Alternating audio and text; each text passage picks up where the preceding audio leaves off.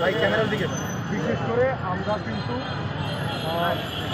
ডিউটির অবস্থায় ছিল, আমরা যতটা কম হয় আমরা ওই বিষয়টা আমরা ম্যানেজ করার চেষ্টা করি। কোন আইনি কোন পেশা যেটা দেখে আমরা সময় পাই। তবে যারা ভিতরে ভাঙচুর করেছে এদের মধ্যে মনে হয়েছে অধিকাংশ তারা আসলে বয়স খুবই কম। আমার ধারণা তাদের সেই নাই। তারপর আমরা যথেষ্ট তাদেরকে আমরা তারা আঘাত ছাড়াই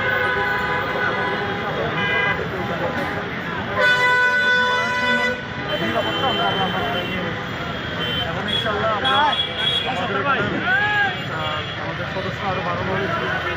আশা করি ইনশাল্লাহ আপনারা যদি সহযোগিতা করেন আটক